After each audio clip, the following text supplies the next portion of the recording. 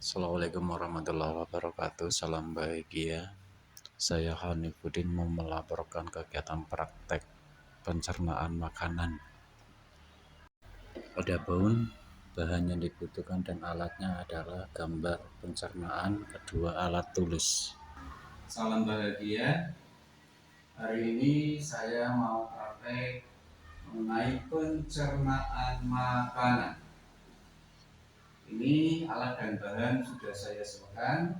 Ada alat tulis, kemudian ada gambar mengenai sistem pencernaan manusia. Saya menggunakan proyektor. Di sini sudah ada tayangan pencernaan makanan, bisa dilihat. Ini ada gambar manusia. Sistem pencernaannya yang pertama ini mulut. Kemudian ada rongga mulut. Sebelumnya ada lidah, kemudian ada faring, kemudian ada esofagus, kemudian ada empedu, kemudian ada lambung, kemudian ada usus halus, kemudian usus besar, kemudian ada rektum, kemudian anus.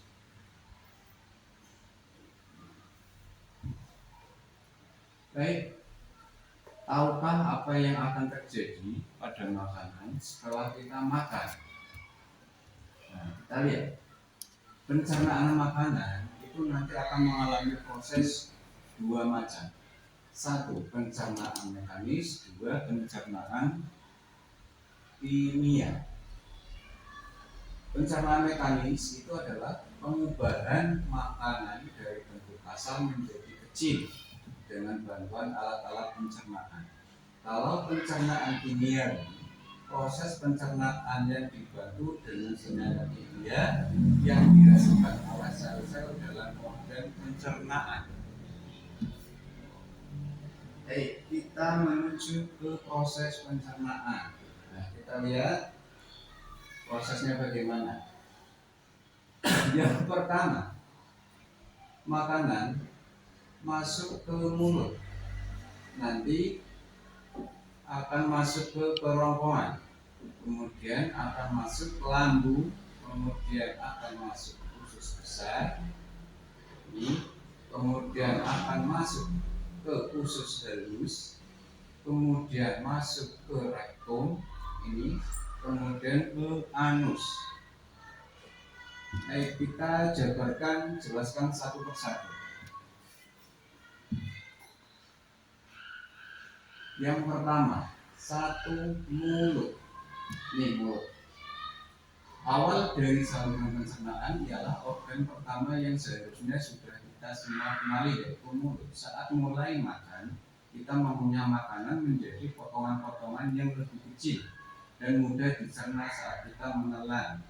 Dibantu lidah, kita menekan makanan itu ke kerongkongan. Namanya selanjutnya adalah kedua, yaitu kerongkongan. Makanan akan masuk ke kerongkongan dari mulut saat kita menelan dengan kontraksi otot yang membentuk gerakan peristaltik. Di kerongkongan, makanan akan diangkat dari mulut ke perut kita. Kemudian yang ketiga, ini ada lambung. Ini lambung. Lambung merupakan organ berongga yang berfungsi menjadi wadah yang menampung makanan kalau tengah dicampur dengan enzim lambung. Setelah itu makanan akan diantar lagi menuju usus kecil. Kemudian yang keempat itu ada usus halus. Ini usus halus. Makanan yang diolah di usus halus awalnya terbentuk setengah padat dan terakhir dengan bentuk cair. Hal ini karena adanya kontribusi antara air, empedu, enzim, dan lendir. Makanan akan dipindahkan ke usus besar setelah nutrisi telah diserap. Kemudian yang kelima ada usus besar. Ini usus besar. Kotoran yang tersisa dari proses pencernaan akan melewati usus besar dengan gerak peristaltik, mulanya berbentuk cair dan akhirnya menjadi padat. Setelah tinja melewati usus besar, air akan keluar dan kotoran pun disimpan di kolom sigmoid sampai gerakan mengarahkannya ke rektum. Selanjutnya ada 6 rektum. Ini rektum. Ruang lurus berukuran sekitar 8 inch yang menghubungkan usus besar dengan anus. Rektum sendiri tugasnya menerima feses dari usus besar, memberi sinyal kepada kita bahwa ada kotoran yang harus dikeluarkan. Yang terakhir ini ada anus. Anus itu apa? Bagian atau organ terakhir dari sistem pencernaan. Pada anus terdapat otot sphincter yang memiliki ini dan berfungsi mengontrol feses.